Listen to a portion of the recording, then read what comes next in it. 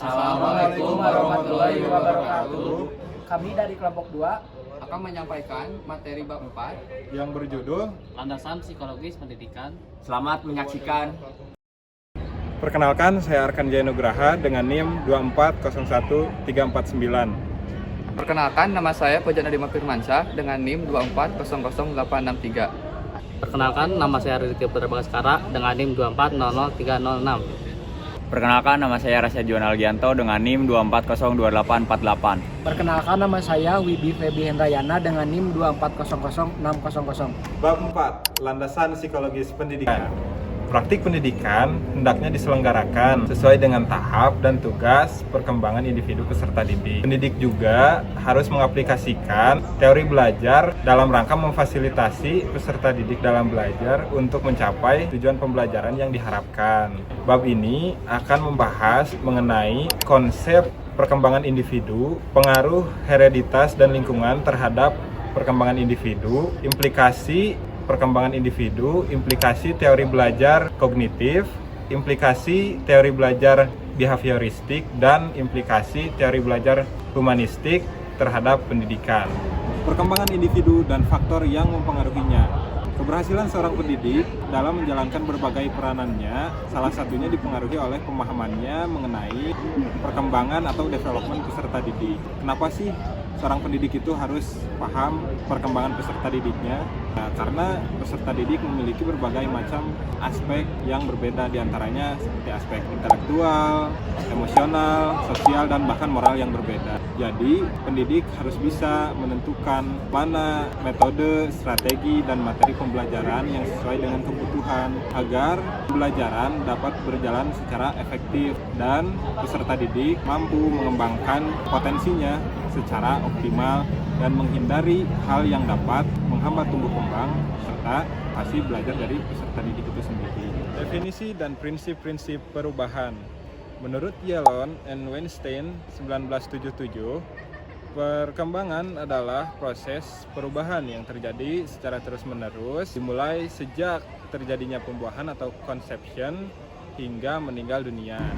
Mencakup perubahan karena kematangan biologis maupun hasil belajar dari pengalaman. Prinsip perkembangan yaitu berlangsung seumur hidup dengan kecepatan yang berbeda pada setiap individu, tapi masih tetap mengikuti pola normal. Perkembangan mencakup aspek fisik, sosial, mental, emosional yang saling memengaruhi, berlangsung secara bertahap dan dapat diprediksi arahnya. Pengaruh hereditas dan lingkungan terhadap perkembangan individu. Salah satu masalah yang menjadi pusat perhatian para ahli biologi yaitu berkenaan dengan faktor perkembangan individu. Hasil dari jawaban tersebut terbagi menjadi 3 teori, yaitu teori nativisme, empirisme, dan konvergensi. Pada teori nativisme, mereka berasumsikan bahwa setiap individu atau anak yang dilahirkan ke dunia itu terbawa dari faktor keturunan dari orang tuanya, dan faktor tersebut menjadi faktor perkembangan individu. Pada teori empirisme, mereka berbeda daripada teori nativisme.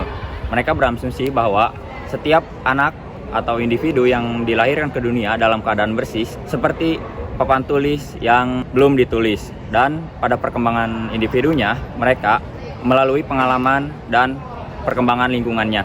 Lalu pada teori konvergensi, mereka berasumsikan bahwa setiap perkembangan individu dinyatakan oleh turunan, lalu faktor lingkungan atau pengalaman.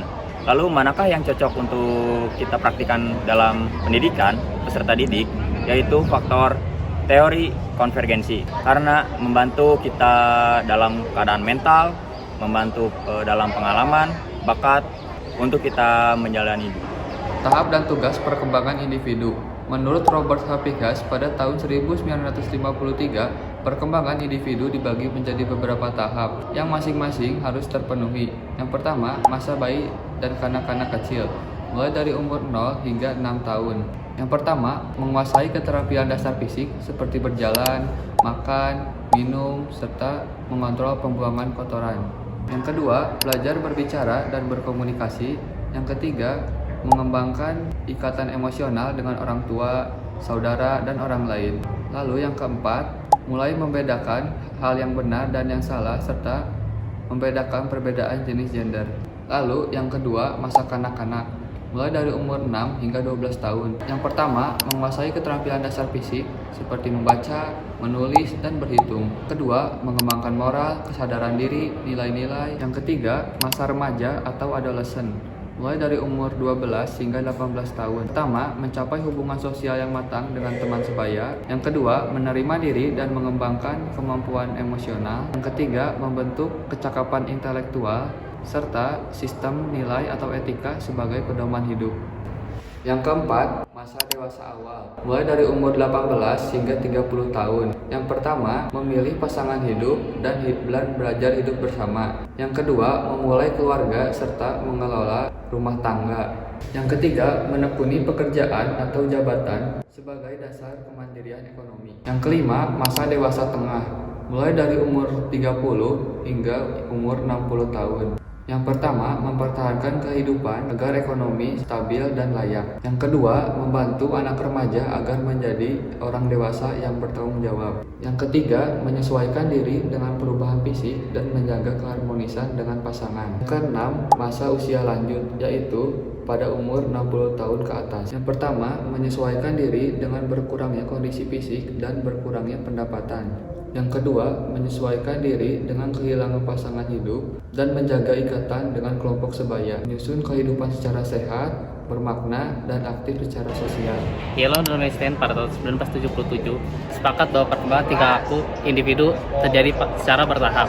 Dengan bersumber kepada karya milik Utterly dan Donnelly pada tahun 1973, Krugman pada tahun 1972, serta Papalia dan Olds pada tahun 1975, mereka menyatakan bahwa perkembangan tingkah laku terjadi pada usia yang bervariasi. Jenis-jenis perkembangan tingkah laku tersebut antara lain yang pertama ada perkembangan pada masa anak kecil, pada masa prasekolah, pada masa anak-anak, pada masa remaja awal, dan pada masa remaja akhir.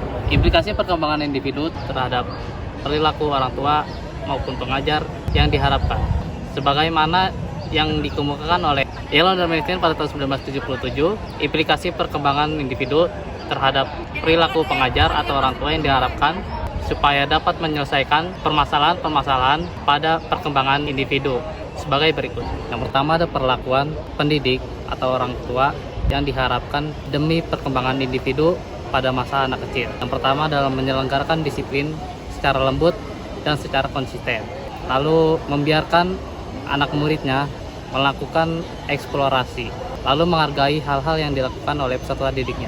Sebagaimana dikemukakan oleh Yellow dan Einstein pada tahun 1977, implikasi perkembangan individu terkait dengan perlakuan peserta didik yang diharapkan dapat membantu menyelesaikan tugas-tugas perkembangannya adalah sebagai berikut. Yang pertama ada perlakuan pendidik yang diharapkan bagi perkembangan individu pada masa anak kecil. Yang pertama adalah memberikan kesempatan pada peserta didik untuk bereksplorasi. Yang kedua, memberikan keselamatan dan keamanan secara tidak berlebihan. Yang ketiga, mengajarkan disiplin secara lemah lembut. Yang kedua, perlakuan pendidik bagi perkembangan individu pada masa prasekolah. Yang pertama adalah memberikan kebebasan dan tanggung jawab kepada peserta didik. Yang kedua, memberikan jawaban atas pertanyaan yang diberikan oleh peserta didik.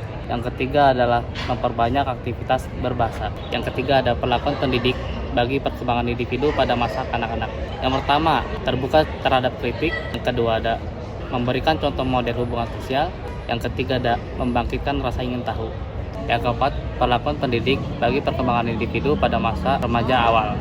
Yang pertama, menerima makin dewasanya peserta didik. Yang kedua, mendorong kebebasan dan tanggung jawab. Yang ketiga, memberikan tanggung jawab secara berangsur-angsur. Dan yang kelima, perlakuan pendidik yang diharapkan bagi perkembangan individu pada masa remaja akhir. Pertama, ada menghargai pandangan-pandangan peserta didik. Kedua, menerima kematangan peserta didik. Yang ketiga, memberikan kesempatan yang luas untuk pendidikan dan karir. C. Teori belajar dan implikasinya terhadap pendidikan. Seorang guru atau pendidik adalah sebagai motivator dan fasilitator untuk peserta didiknya. Demi terlaksana peranannya, seorang pendidik atau guru harus memahami bagaimana cara anak belajar. Secara umum ada 3 teori belajar. Yang pertama, behaviorisme, yang kedua kognitif, dan yang ketiga humanisme. 1. Behaviorisme. B.F. Skinner berasumsi bahwa teori belajar yang pertama adalah 1. Hasil belajar merupakan perubahan tingkah laku yang dapat diobservasi. Yang kedua, tingkah laku dan perubahan tingkah laku sebagai hasil belajar dimodifikasi oleh kondisi-kondisi lingkungan. Yang ketiga, komponen teori behavioral adalah stimulus, respon, dan konsekuensi. Yang keempat, faktor penentu yang penting sebagai kondisi lingkungan dalam belajar adalah reinforcement. Yang kedua, kognitif. Jerome Bruner berasumsi bahwa teori belajar kognitif yang pertama adalah individu mempunyai kemampuan untuk memproses informasi. Yang kedua, kemampuan memproses informasi tergantung kepada faktor kognitif yang perkembangannya berlangsung secara bertahap sejalan dengan tahapan usianya. Yang ketiga, hasil belajar adalah berupa perubahan struktur kognitif. Yang keempat, belajar adalah berupa perubahan struktur kognitif. Dan yang kelima, cara belajar anak-anak dan orang dewasa berbeda sesuai dengan tahap perkembangannya. Yang ketiga, humanisme. Carl Rogers berasumsi bahwa teori belajar humanisme yang pertama adalah satu, individu adalah pribadi utuh. Ia mempunyai kebebasan untuk memilih kehidupannya. Yang kedua, individu mempunyai hasrat untuk mengetahui, mengeksplorasi, dan mengasimilasi pengalaman-pengalamannya. Yang ketiga, belajar adalah seluruh fungsi kepribadian individu. Yang keempat, belajar akan bermakna jika melibatkan seluruh kepribadian individu. Implikasi konsep-konsep teori belajar ketiga itu telah dirangkumkan oleh Yelon dan Weinstein 1977. Yang pertama, seperti individualisasi, motivasi, tujuan usaha, dan sebagainya. Terima kasih telah menyaksikan materi yang kami sampaikan. Semoga bermanfaat. Assalamualaikum warahmatullahi wabarakatuh.